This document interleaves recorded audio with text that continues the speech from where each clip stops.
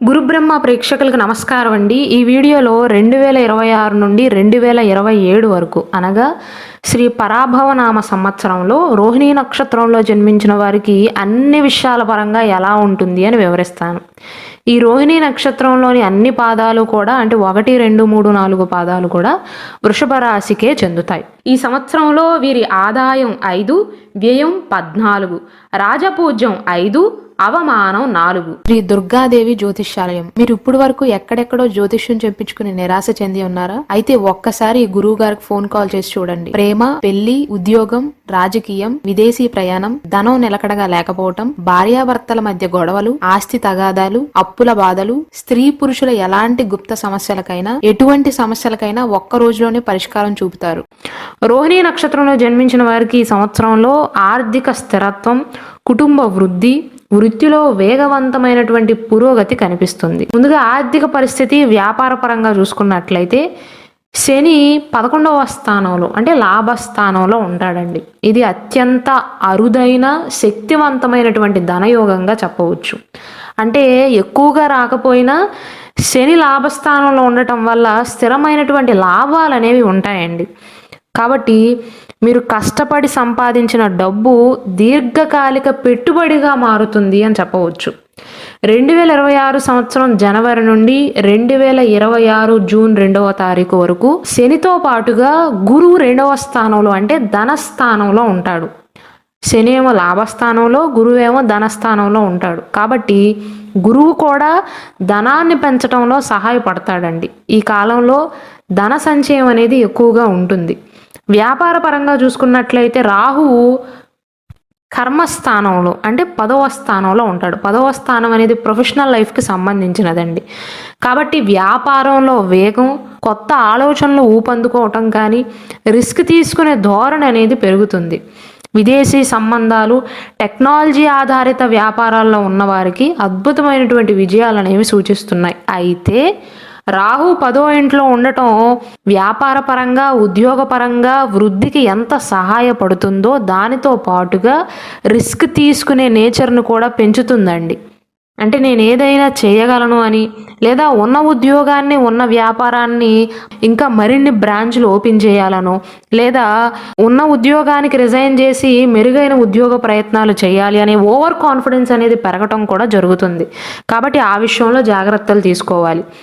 ఇక job trials విషయానికి వస్తే వృత్తిపరంగా రాహు 10వ ఇంట్లో ఉన్నాడు కాబట్టి డిసెంబర్ మాసం వరకు అత్యుత్తమ సంవత్సరంగా చెప్పవచ్చు. మంచి మార్పులు రావటం, అధికారం లభించటం జరుగుతుంది. అలాగే మీ పైన కొత్త బాధ్యతలు కూడా పడే అవకాశాలు ఉంటాయి. ఉద్యోగంలో మీరు కష్టపడినట్లయితే ఈ సంవత్సరంలో రాహు మంచి గుర్తింపుని ఇస్తాడండి. ఉద్యోగ మార్పుకు అత్యుత్తమైనటువంటి కాలం ఏంటంటే 2026 జనవరి నుండి 2026 జూన్ 2వ తారీఖు మధ్య కాలంలో ఉద్యోగం మారటానికి కానీ లేదా ప్రమోషన్ల గురించి చర్చించటానికి కానీ మంచి సమయంగా చెప్పవచ్చు. రాహు యొక్క ప్రభావం వల్ల ఆకస్మికంగా వచ్చిన అవకాశాలను వినియోగించుకోవటం మంచిదండి. అయితే వృత్తిపరంగా విదేశీ ప్రయాణాలు చేయవలసి రావటం కానీ, తరచుగా దూర ప్రాంత ప్రయాణాలు చేయవలసి రావటం కానీ జరుగుతుంది. ఇక సంతాన పరంగా చూసుకున్నట్లయితే 5వ స్థానం అనేది పుత్రస్థానం అవుతుందండి. ఈ రోహిణీ నక్షత్ర జాతకుల యొక్క గర్భధారణకు గురువు యొక్క చూపు కనుక 5వ స్థానం పైన పడితే అనుకూలమండి. అయితే ఈ సంవత్సరంలో గురువు 2వ స్థానంలో జూన్ 2 వరకు, మళ్ళీ అక్టోబర్ 31వ తారీఖు వరకు 3వ స్థానంలో, 31వ తారీఖు తర్వాత 4వ స్థానంలోకి ప్రవేశిస్తాడు. కాబట్టి గురువు యొక్క దృష్టి అనేది 5వ స్థానం పైన పడదు. అయినప్పటికీ పరోక్షంగా గురువు 2వ స్థానంలో ఉండటం వల్ల సంతానం లేని వారికి ఈ సంవత్సరంలో శుభవార్తను వినే అవకాశాలను కల్పిస్తుంది. అంటే పూర్తిగా గట్టిగా బలం లేనప్పటికీ కూడా గురువు 2వ స్థానంలో ఉన్నంత కాలం అంటే జూన్ 2వ తారీఖు వరకు ఉన్న సమయం అనేది సంతాన ప్రయత్నాలకు అనుకూలంగా ఉంటుంది అని చెప్పవచ్చు. విద్యాపరంగా చూసుకున్నట్లయితే అంటే రోహిణీ నక్షత్రంలో జన్మించిన విద్యార్థులకు శని లాభస్థానంలో ఉండటం వల్ల విద్యార్థులు వారు పడిన కష్టానికి స్థిరమైనటువంటి ఫలితాలు, గొప్ప ఫలితాలను పొందుతారు అని చెప్పవచ్చు. అలాగే విదేశాలకు వెళ్ళి చదువుకోవాలి అనేటువంటి ఆలోచనలు ఉన్న, ఉన్నత విద్యాభ్యాసం చేయాలి అనేటువంటి ప్రయత్నాలు చేస్తున్న రోహిణీ నక్షత్ర జాతకులకైనా సరే ఈ సంవత్సరం అనేది చాలా అనుకూలంగా ఉంటుందండి. ఇక వివాహ యోగ పరంగా చూసుకున్నట్లయితే 2026 జూన్ 2వ తారీఖు వరకు గురువు ధనస్థానంలో ఉండి కుటుంబ స్థానాన్ని బలోపేతం చేస్తాడండి. కాబట్టి జూన్ 2 వరకు కుటుంబంలో శుభ కార్యక్రమాలు జరిగే అవకాశాలు ఉంటాయి. వివాహ ప్రయత్నాలు అనేవి ముందుకు సాగుతాయి. మీ మాట తీరు మెరుగుపడటం, దానితో పాటుగా కుటుంబ సభ్యుల యొక్క మద్దతు కూడా వివాహ ప్రయత్నాలకు అనుకూలంగా ఉంటుందండి. కాబట్టి ఎవరైతే అవివాహితులు ఉన్నారో రోహిణీ నక్షత్రంలో జన్మించి వారికి 2026 జూన్ మాసం వరకు 2వ తారీఖు వరకు అనుకూలంగా ఉంటుంది. ఇక వివాహ జీవిత పరంగా చూసుకున్నట్లయితే రాహు 10వ స్థానంలో ఉండటం వల్ల మీ ఫోకస్ మొత్తం కూడా మీ వృత్తిపైన, వ్యాపారాలపైనే పడుతుందండి. ఎప్పుడెప్పుడు ఈ పని కంప్లీట్ చేద్దాం అనేటువంటి మనస్తత్వం అనేది పెరుగుతుంది. అంటే వృత్తిపరంగా పెద్దగా ధ్యాస చూపించని వారు సైతం రోహిణీ నక్షత్ర జాతకులు 2026 సంవత్సరంలో పరాభవనామ సంవత్సరంలో వృత్తిపైన ఎక్కువగా ఫోకస్ చేస్తారు. దాని వలన ఏమవుతుందంటే ఫ్యామిలీ లైఫ్ పైన ఫోకస్ అనేది తగ్గుతుంది. దాని వలన చిన్న చిన్న అపార్థాలు వచ్చే అవకాశాలు ఉంటాయి. అంటే మీ కుటుంబ సభ్యులకి మీకు మధ్య సమయం మొత్తం కూడా ఆఫీస్లోనే గడుపుతున్నారనో, సమయం మొత్తం కూడా వ్యాపార ప్రదేశంలోనే గడుపుతున్నారు అనేటువంటి చిన్న చిన్న ఘర్షణలకు కారణం కావచ్చు. దానికి తోడు కేతువు మాతృస్థానంలో ఉన్నాడండి. 4వ స్థానంలో కేతువు ఉండటం ఫ్యామిలీ లైఫ్కి మీకు డిటాచ్మెంట్ని సూచిస్తుంది. కాబట్టి గృహ సౌఖ్యం అనేది కాస్త తగ్గే అవకాశాలు ఉంటాయి. అలాగే తల్లిగారి ఆరోగ్యం విషయంలో కూడా జాగ్రత్తలు అవసరం. ఇక పర్సనల్ లైఫ్ విషయంలో ఎలా ఉండబోతుంది అంటే ఇక్కడ కూడా కేతువు 4వ స్థానంలో ఉండటం కాస్త దెబ్బ పడుతుందండి. స్థిరాస్తుల విషయంలో కూడా త్వరగా నిర్ణయాన్ని తీసుకోలేకపోవచ్చు. అలాగే కుటుంబ పరంగా ఎక్కడైనా ఇన్వెస్ట్ చేద్దాం అనుకున్నా, ఫ్యామిలీ లైఫ్ విషయానికి వస్తే కుటుంబ సభ్యుల యొక్క మద్దతు అనేది పూర్తిగా మీకు లభించకపోవచ్చు. అంటే ఒక్క మాటలో చెప్పాలంటే రోహిణీ నక్షత్ర జాతకుల యొక్క జాతకం ఈ సంవత్సరంలో ఎలా ఉండబోతుంది అంటే రాహు 10వ ఇంట్లో, కేతు 4వ ఇంట్లో ఉండటం, శని లాభస్థానంలో ఉండటం, గురువు కొంతకాలం ధనస్థానంలో, ఆ తర్వాత తృతీయ స్థానంలో, ఆ తర్వాత చతుర్థ స్థానంలో ఉండటం. ఈ ముఖ్య గ్రహాల యొక్క స్థానాలను బట్టి చూసుకున్నట్లయితే పని ఒత్తిడి ఉన్నప్పటికీ కూడా పనిపైనే ఎక్కువగా ధ్యాస చూపిస్తారు, కానీ కుటుంబం గురించి పెద్దగా పట్టించుకోరండి.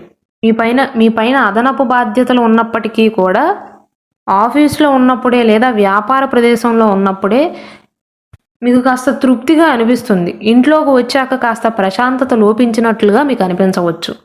అలాగే రోహిణీ నక్షత్ర జాతకులు ఈ సంవత్సరంలో ఆధ్యాత్మిక చింతన పెరుగుతుంది వారిలో.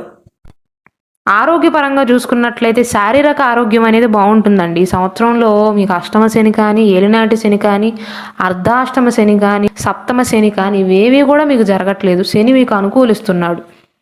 అలాగే ఆరోగ్యానికి కారణమైనటువంటి సూర్యుడు కూడా ఈ సంవత్సరంలో బాగానే ఉన్నాడు. కాబట్టి శారీరక ఆరోగ్యం బాగుంటుంది, కానీ పని ఒత్తిడి మీకు ఎక్కువ అవటం వల్ల అలసట, నిద్రలేమి వంటి సమస్యలు రావచ్చు. కాబట్టి మానసిక ఆరోగ్యం పైన ఎక్కువగా జాగ్రత్తలు తీసుకోవాలి. ఒత్తిడిని నివారించటం మంచిది. ఒకవేళ రోహిణీ నక్షత్ర జాతకులకు జీవితంలో ఎక్కువగా సమస్యలు ఎదురవుతున్నా, వివాహపరంగా కానీ సంతాన పరంగా కానీ ఆలస్యాలు ఎదురవుతున్నట్లయితే మీ date of birth, time of birth మీకు కరెక్ట్గా తెలిస్తే ప్రతి మనిషికి కూడా సపరేట్ జాతక కుండలి అనేది ఉంటుందండి. మీ జాతక చక్రం పరంగా మీకు ఏ గ్రహం బలపడితే అదృష్టాన్ని ఇస్తుందో, ఏ గ్రహం మీకు యోగకారకుడు అవుతాడో దానికి సంబంధించినటువంటి జాతక రత్నాన్ని కనుక మీరు ధరించగలిగితే జీవితంలో చాలా కష్టాల నుండి బయటపడగలుగుతారు. ఒకవేళ మీకు సర్టిఫైడ్ జాతక రత్నం కావాలి అన్నా, సర్టిఫైడ్ జాతక రుద్రాక్ష కావాలి అన్నా, సర్టిఫైడ్ కరుంగలి మాల కావాలి అన్నా ఇక్కడ డిస్ప్లే అవుతున్న మా వాట్సాప్ నెంబర్కి మెసేజ్ చేసి ఆర్డర్స్ చేసుకోవచ్చు. కాబట్టి పరాభవనామ సంవత్సర పూర్తి ఫలితాలను ఒక్క మాటలో చెప్పాలి అంటే 2026 నుండి 27 వరకు ధనలాభం, వృత్తిలో విజయాలను సూచిస్తుంది. 2026 జూన్ 2వ తారీఖు లోపు ఆర్థిక పరంగా కుటుంబ సంబంధిత ముఖ్య నిర్ణయాలను తీసుకోవడం చాలా మంచిదండి. అంటే కుటుంబానికి సంబంధించినటువంటి ఏ నిర్ణయాన్ని తీసుకోవాలి అన్నా, ఇన్వెస్ట్మెంట్స్కి సంబంధించినటువంటి నిర్ణయాలను తీసుకోవాలి అన్నా జనవరి నుండి జూన్ 2వ తారీఖు మధ్య కాలంలో మీకు అనుకూలంగా ఉంటుంది. వృత్తిపరంగా ఈ సంవత్సరంలో రాహు అనుకూలిస్తున్నాడు కాబట్టి వృత్తిలో మరింత వేగంగా పనిచేయగలిగితే, ధైర్యంగా ముందుకు సాగగలిగితే ప్రొఫెషనల్ లైఫ్ అనేది స్టేబుల్గా ఉంటుందండి. నూతన ఉద్యోగ ప్రయత్నాలు చేస్తున్న వారికి కూడా ఇది వర్తిస్తుంది.